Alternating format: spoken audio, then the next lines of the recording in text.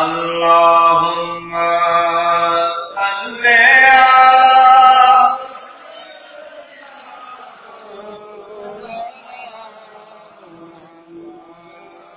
আলা আলি সাইয়্যিদিনা।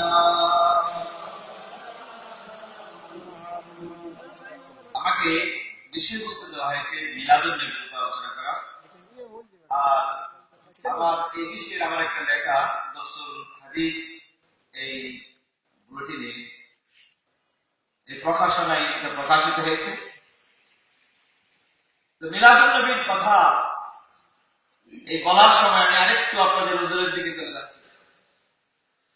বাইতুল মুকাররম এটা জাতীয় মসজিদ, মিলাদ হয়, মিলাদ আমরা মিলাদ মানে বুঝি দাঁড়িয়ে ইয়া নবী সালাম আলাইকা। আমার ঘরে একটা মিলাদ দিব, তার মানে কি? মিলাদ মানে রসুলের আগমনের কথা না। আমার ঘরে একটা মিলাদ শরীফ দিব, তার মানে আমরা জানি ওই ঘরে সবাই মিলে দাঁড়িয়ে ইয়া নবী সালাম আলাইকা বলবে, ঠিক কিনা? এই পরিভাষা আমরা জানি। বাইতুল মুকাররম মসজিদ স্বাধীনতা পর থেকে অদ্যাবধি বাইতুল মুকাররম মসজিদে ইয়া নবী সালাম আলাইকা হয় নাই। তবে আমাদের এই প্রিয় উস্তাদ যখনই বাইতুল মুকাররম নামাজ পড়িয়েছে, যারা হুজুরের পিছনে নামাজ পড়েছে তারা অকপটে স্বীকার করেছেন যে আমরা কি চট্টগ্রামে নামাজ পড়ছি না ঢাকায় নামাজ পড়তে ভুলে গেছি। আল্লাহু হুজুর কি সাহস যে বাইতুল মুকাররম আবু জামিলের হাতে, যে এলাকাগুলো আবু জামিলের হাতে, সেই বাইতুল মুকাররম মসজিদে গত 4 বছর ধরে আমরা আলে বাইতের স্মরণে আলে বাইতের মাহফিল করে যাচ্ছি। আমাদের সুন্নি উলামায়ে কেরামরা মন ধরে আলে সুন্নাত ওয়াল জামাতের সবককে কথা বলছেন। সেই বাইতুল মুকাররম মসজিদের মতো একটা জায়গায় আরো সাহস ছিল না ওদের সামনে কথা বলা। মুস্তাফা জানের রহমত হচ্ছে, কেউ বলে না এটা কি জিনিস, সবাই দাঁড়িয়ে মুস্তাফা জানের রহমত হচ্ছে। আপনারা জানেন ইসলামিক ফাউন্ডেশনের গভর্নর মাওলানা মিসবাহউদ্দিন, উনি আমাদের আকীদার মানুষ, উনিও আমাদের সাথে হুজুরের সাথে দাঁড়িয়ে ইয়া নবী সালাম আলাইকা বলেছেন, মুস্তাফা জানের রহমত করেছেন আমাদের সাথে। কিন্তু হুজুরের সামনে বলতে পারেন নাই, হুজুরে কিন্তু বলছেন। আল্লাহু আকবার। আমি ওই কথাগুলো বলছি, এখানে আরেকটা কারণ আছে। গত ঈদের আগেরই ঈদের নামাজ, আমি যে মিলাদুন নবীর উপর কথা বলছি, হয়তো মাওলানা নুরুল হোসেন সাহেব হুজুর উনি বলবেন যে আপনার বিষয়বস্তুর বাইরে কথা বলছে। তো আমি একটু ক্ষমা চেয়ে নিচ্ছি, আমি মিলাদুন নবীর উপর কথা বলে শুরু করবো 10 মিনিট ইনশাআল্লাহ। তো আমার গত ঈদের আগেরই আমি মাওলানা নুরুল হোসেন সাহেবের সাথে আমার প্রিয় কলিগ সহকর্মী আমরা শেয়ার করছিলাম, কথা বলছিলাম।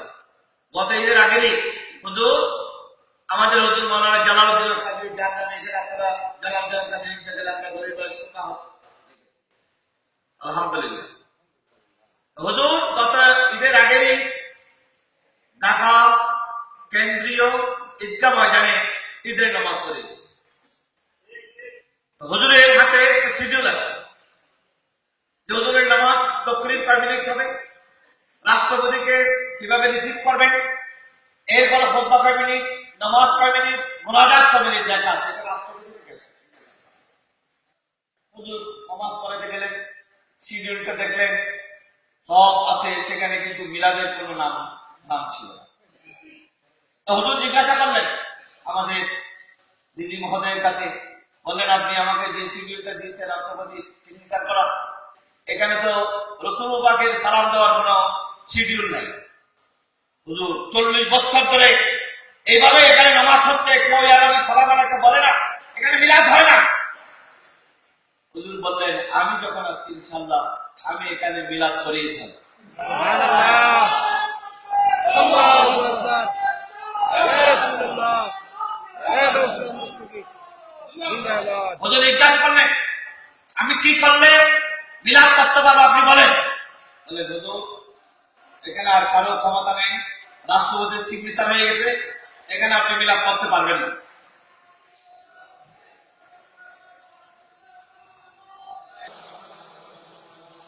কারণ রাষ্ট্রপতি সিগনেচার করে ফেলা একটা শিডিউলের উপর অ্যামেন্ডমেন্ট করার ক্ষমতা কারো নাই। হুজুর বুঝে গেছেন এখানে অ্যামেন্ডমেন্ট করা কেউ করতে পারবে না রাষ্ট্রপতি ছাড়া। রাষ্ট্রপতি আসবেন নামাজের টাইমে, অ্যামেন্ডমেন্ট করার সময় কোথায়? হুজুর আমাকে বললেন, আমি বুদ্ধি করলাম যে আমি রাষ্ট্রপতি থেকে যখন রিসিভ করবো তখনই অনুমতি নিয়ে দিব। সুবহানাল্লাহ, হুজুর সাহস। রাষ্ট্রপতিকে যখন রিসিভ করতে গেলেন, রাষ্ট্রপতিকে হুজুর বললেন আমি মৌলানা জালালউদ্দিন খান। রাষ্ট্রপতি বললেন আমি আপনাকে জানি। হুজুর স্যার, আমি এখানে শিডিউল দেখলাম, আমার নামাজের শিডিউল দেওয়া হয়েছে এটা, কিন্তু এখানে রাসূলের উপর দরুদ পড়ার কোনো শিডিউল নেই, সালাত দেওয়া, মিলাদ করার কোনো শিডিউল নেই। আপনি যদি অনুমতি দেন আমি নামাজের পরে মিলাদ করতে চাই। আপনি একটা মায়ের সন্তান দেখান সুন্নি জনতায় রাষ্ট্রপতির সামনে 40 বছরের ইতিহাস ভঙ্গ করে রাষ্ট্রপতি থেকে অনুমতি নিয়ে, কেউ জানে না কিন্তু রাষ্ট্রপতিকে বলে তোলা দেওয়ার সময় অনুমতি নিয়ে নিয়েছেন। রাষ্ট্রপতি বলছেন ঠিক আছে হুজুর, আপনি যখন মিলাদ করতে চান আপনি মিলাদ করতে পারবেন। হুজুর মৌখিকভাবে অনুমতি নিয়ে নিয়েছেন। রাসূল করিম সাল্লাল্লাহু আলাইহি ওয়াসাল্লামের এই মিলাদের জন্য আরেকজন আলেমের নাম বলেন যিনি এইরকম মুহূর্তে মানুষ তটস্থ থাকে, চিন্তিত থাকে আমার চাকরি আছে কি নাই। এই সময় মানুষ চিন্তা করে উল্টা পাল্টা করে আমার চাকরিটাও থাকবে না। আর সেই মুহূর্তে হুজুর চিন্তা করবেন আমার চাকরি গেলে যাবে, কিন্তু আমি রাসূলের গোলাম, রাসূলের উপর মিলাদ না করে আমি নামাজ পড়াবো না। সুবহানাল্লাহ। হুজুর অনুমতি নিয়ে নিয়েছেন, কেউ জানে না। এখন দিদি সব নামাজ পড়ছে, হুজুর নামাজ শেষ করে ইয়া নবী সালাম আলাইকুম বলে দাঁড়াই গেছে। ডিজি সাহেব মনে করতেছেন ওনার চাকরি শেষ। হুজুর আপনাকে কি শিডিউল দিলাম, আপনি কি দিলেন? তো হুজুরের মোনাজাতের মধ্যে জবাব হয়ে গেছে। হুজুর মোনাজাত বলছেন আমি শিডিউলটা, আমার কাছে একটা শিডিউল ছিল, আমি রাষ্ট্রপতি মহোদয়ের দীর্ঘ হায়াত কামনা করি যিনি আমাকে মৌখিকভাবে রাসূলের উপর সালাম দেওয়ার অনুমতি দিয়েছেন। আল্লাহ, সকলের প্রশ্নের উত্তর হয়ে গেছে। এরকম একজন বিচক্ষণ আলেম, সাহসী আলেম, আল্লাহ ওনাকে আমরা হারিয়েছি। আল্লাহ আমাদের ওনাদের শূন্যতা পূরণ করার তৌফিক দান করুন। আমিন। আমাদের সাদরি আজকে প্রশ্ন করা হয় আমরা ঈদে মিলাদুন নবী, আমি শেষ কথা, আমি শেষ দিকে চলে যাচ্ছি। আমি এই কথাগুলো এই জন্য বলছি, আহলে সুন্নাতের বর্তমান যারা নেতৃত্বে উলামায়ে কেরাম আছে, আমি আপনাদের কাছে আল্লাহ দরবারে হায়াত চাই আপনাদের জন্য। আপনাদেরকেও আল্লাহ সেরকম সাহস দান করুন, সেই শূন্যতা পূরণ করার তৌফিক দান করুন, এবং আমাদের সুন্নি জামাতকে একত্রিত করার তৌফিক দান করুন। সুন্নি জামাত ঐক্যবদ্ধ হয়ে এই দেশে আহলে সুন্নাত ওয়াল জামাতের আকীদাকে গোলাবালা করার তৌফিক দান করুন। আমাদের সাথে আজকে মিলাদুন নবী, ঈদে মিলাদুন নবীর উপর প্রশ্ন হয়, দুটি প্রশ্ন আমি আপনাদের কাছে আরজ করি। আমার বিষয়বস্তুটা এখন একটা প্রশ্ন হয়, এটা এই শব্দটার উপর তাদের প্রশ্ন যে এখানে এটা ঈদ হবে কেন? আমরা জানি দুইটা ঈদ আছে, এটা ঈদ হবে কেন? এটা তৃতীয় ঈদ বেদাত, এই কথা আমাদেরকে বলা হয়। তৃতীয় কোন ঈদ নেই। তৃতীয় ঈদ যে কোরআন মজিদে আছে সেটা কিন্তু তাদের জানা নাই। তৃতীয় ঈদের কথা যে কোরআন মজিদে আছে অসংখ্য আয়াত, একটা ক্লিয়ার আয়াত আছে, রব্বানা আনজিল আলাইনা মাআইদাতান মিনাস সামা তাকুনু লানা ঈদান লিআউয়ালিনা ওয়া আখিরিনা ওয়া আয়াতান মিনকা ওয়ারযুকনা ওয়া আনতা খায়রুর রাযিকিন। ঈদ, এটা কি ঈদুল ফিতরের কথা বলা হয়েছে না ঈদুল আযহা? এই আয়াতে কি এই শব্দের অর্থ কি ঈদুল ফিতর না ঈদুল আযহা? কোনটাই না। ওরা বলে দুইটা ঈদ আছে, আর কোন ঈদ নেই।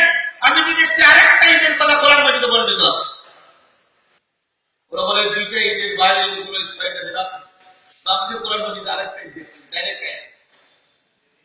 কেউ যদি বলে ঈদ নাই তাহলে সে কোরআন মাজিদকে স্বীকার করবে,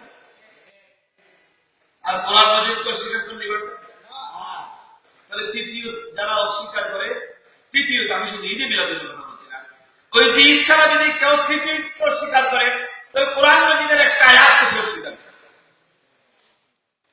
আল্লাহ তাআলা আমাদেরকে বোঝার জন্য তাহলে তৃতীয়তে আছে। এখন প্রশ্ন হলো তাদের একটা প্রশ্ন, মিলাদ শব্দটা রসুলের নামে, রসুল করিম সাল্লাল্লাহু আলাইহি ওয়াসাল্লামের নামে যে আমরা মিলাদ শব্দটা ব্যবহার করি, এটা কিন্তু ভুল শব্দ। ওরা বলে যে মিলাদ শব্দটা এটা ব্যাকরণগতভাবে ভুল, মানে মিলাদ হয় না, মৌলুদ নবী। গ্রামারে বলে মৌলুদ নবী, মিলাদ হবে না, ওরা মিলাদ কোন হবে না। আল্লাহু আকবার। তিরমিজি, ইমাম তিরমিজি 1400-1200 বছর আগে একটা বাব বাজেন, বাবু মা জা ফি মিলাদিন নবী সাল্লাল্লাহু আলাইহি ওয়াসাল্লাম। যারা মিলাদ শব্দ পাই নাই, খুঁজে পাই নাই, তাদেরকে বলবো আমি, আপনি তিরমিজি শরীফ পড়েন। সেই তিরমিজি শরীফের মধ্যে ইমাম তিরমিজি বাবু মা জা ফি মিলাদিন নবী সাল্লাল্লাহু আলাইহি ওয়াসাল্লাম। এরা আসলে রাসূলকে পুরা রাসূল করিম সাল্লাল্লাহু আলাইহি ওয়াসাল্লাম সম্পর্কে ওদের আকলে রাখে। এটা আল্লাহ তাআলা কোরআন মাজিদেও বলেছে। কোরআন মাজিদে একটা আয়াত, যারা মুনাফিক তারা আমার ব্যাপারে তাদের কোনো লাভই নাই, আল্লাহকে সিজদা করার ব্যাপারে তাদের কোনো কথাই নাই, তাদের কোনো দুর্বলতা নেই, তাদের কোনো কষ্ট নেই।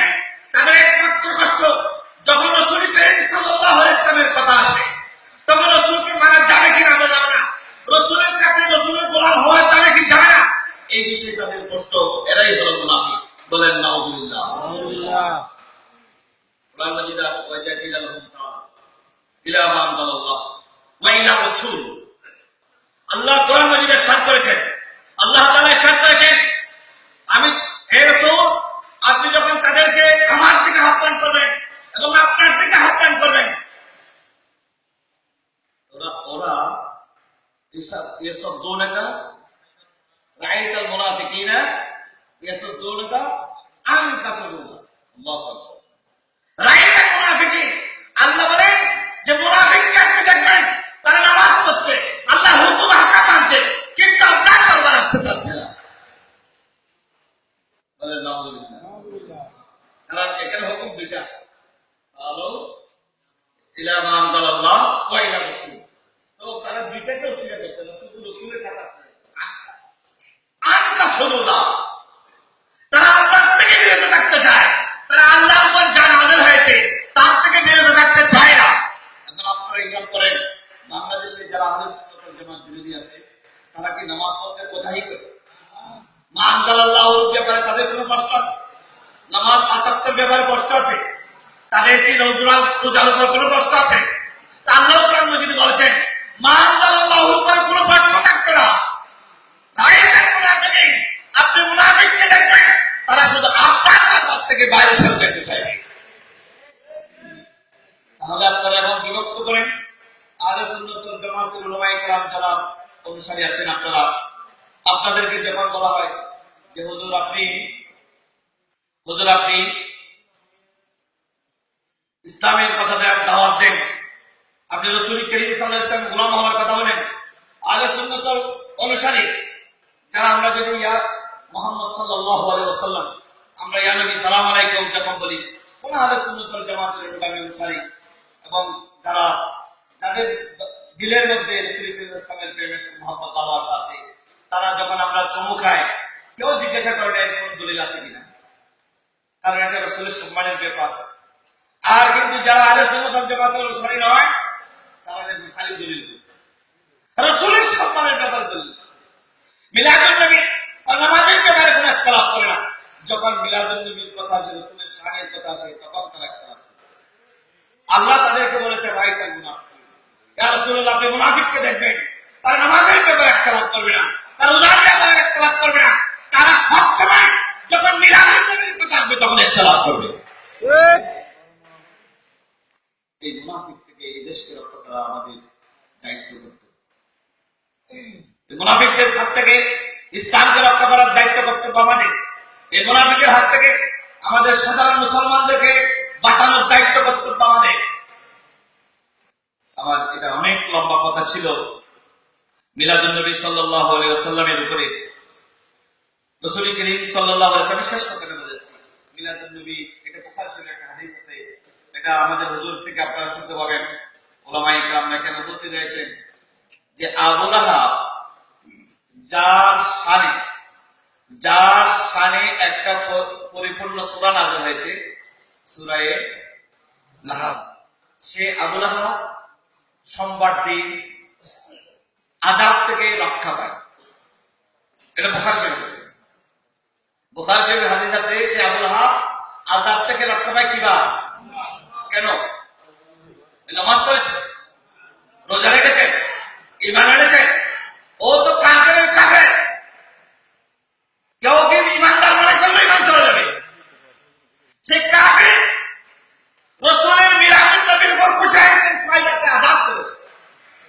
সে কাফের রাসূলের মিলাদুন নবীর উপর মুজাহিদ কাকে আযাব করেছে? সাহাবাকে আযাব করেছে। বুখারী শরীফের হাদিস। এবং আবু লাহাব বলছে, আমি সোমবার রাসূল করিম সাল্লাল্লাহু আলাইহি ওয়াসাল্লাম মিলাদে খুশি হয়ে সাহাবাকে আযাব করার কারণে আমার আযাব কমে যাচ্ছে। বলেন সুবহানাল্লাহ। একজন মুসলিম কাফির যার বিরুদ্ধে জাহান্নামে হওয়ার ব্যাপারে আল্লাহ পরিপূর্ণ সূরা নাযিল করেছে, সেই কাফিরও রাসূলের মিলাদুন নবী পালন করার কারণে উপকৃত হয়েছে। ঠিক না? তা আমরা যারা ঈমানদার আশিক রাসূল, আমরা যদি মিলাদুন নবী পালন করি, আল্লাহ তাআলা আমাদেরকে কিরূপ নিয়ামত দান করবেন সেটাই হাদিস থেকে আমরা অনুমান করতে পারি। আল্লাহ তাআলা মিলাদুন নবী পালন করার তৌফিক আল্লাহ আমাদের দান করুন। এটাকে ঈদ হিসাবে, মুসলমানদের সবচেয়ে বড় ঈদ হিসাবে, সকল ঈদের সাথে ঈদ মিলাদুন নবী। কারণ ঈদুল ফিতর আপনি কার জন্য পেয়েছেন? ঈদুল আযহা কার জন্য পেয়েছেন? তো যে রাসূলের কারণে বাকি পেলাম, সেই রাসূল আসেনি। বলেন সুবহানাল্লাহ। আল্লাহ সেই ঈদ পালন করার তৌফিক দান করুন। আপনারা যে 10 হাদিস পালন করছেন, এই 10 হাদিস দুনিয়াতে আমি একটু আলোচনা করতে চাইছিলাম, সময় আমার হাতে নেই, আমি থাকা যাব। যে হাদিস আপনার চিন্তা করে দেখেন, পৃথিবীতে অনেক মুফাসসিরিন কেরাম আছেন। আমি বলে যে কাছ থেকে শুনি নেই, আমার মন থেকে বলছি, ওলামায়ে কেরামরা আছে দুনিয়াতে, অনেক মুফাসসির আছে, আমরা কোনো মুফাসসিরকে চিনিও না, জানি না। কিন্তু অনেক মুহাদ্দিস আছে যাদের নাম শুনলে আমরা সেজদা করি। ইমাম বুখারীর নাম শুনলে আমরা কেন, মানুষ লক্ষ লক্ষ টাকা খরচ করে শুধু একটা বুখারী শরীফের দাওয়াত আয়োজন করার জন্য। সুবহানাল্লাহ। ইমাম বুখারী যে হাদিসের হেফাজত করেছেন, আপনি একজন তাফসীরের হেফাজতকারকে এইভাবে আমরা সম্মান করে একজনকে দেখো। আমি কোরআন কি শুরু করছি না, জন্য আল্লামা ওয়াকি বলেছেন, আল কিতাব আহওয়াজু ইলাস সুন্নাহ, অর্থাৎ মুহতাজ ইলাই হলো সুন্নাত, আর কিতাব হলো মুহতাজ। মুসনাদ ইলাই, আমরা যে মুসনাদ ইলাই বলো, মুসনাদ, এখানে ওয়াকি বলছেন আল কিতাব আহওয়াজু ইলাস সুন্নাহ, সুন্নাহ পুরো পবিত্র কোরআন মাজিদ আল্লাহ রাসূলের সুন্নাতের দিকে বেশি মুহতাজ। বলেন সুবহানাল্লাহ। তার রাসূল করিম, আমি 2 দিন আগে একটা আর্টিকেল লিখেছিলাম, কোরআন মাজিদ আফদল নাকি রাসূল করিম সাল্লাল্লাহু আলাইহি ওয়াসাল্লাম আফদল, এটা নিয়ে ইখতিলাফ আছে। আমরা সাইয়েদনা ইমাম আলা হযরত ফাযিল ইবনে নবী রাদিয়াল্লাহু তাআলা এই মাসলার সমাধান দিয়েছেন ফতোয়া রাদিয়াল্লাহু। তিনি বলেছেন মাসহাবে কোরআন থেকে, মাসহাবে কোরআন থেকে আমাদের কাজ করতে হবে, মাসহাবে কোরআন থেকে রাসূল আফদল, আর নফসি কোরআন রাসূল থেকে অনেক আলাদা। এটা আল্লাহ তাআলা এটা কোনো মিসাল নেই, এটা কদিন, ওই কদিন কোরআন যেটা, এটা কোনো তালানা নেই, এটা কোনো মিসাল নেই, আল্লাহ তাআলা নাসি। কিন্তু মাসহাবে কোরআন যেটা, সেটা হচ্ছে রাসূলুল্লাহ অনেক আফদল। বলেন সুবহানাল্লাহ। আল্লাহ তাআলা আমাদেরকে বুঝার তৌফিক দান করুন। ওয়া আসসালামু আলাইকুম ওয়া রাহমাতুল্লাহি ওয়া বারাকাতুহু।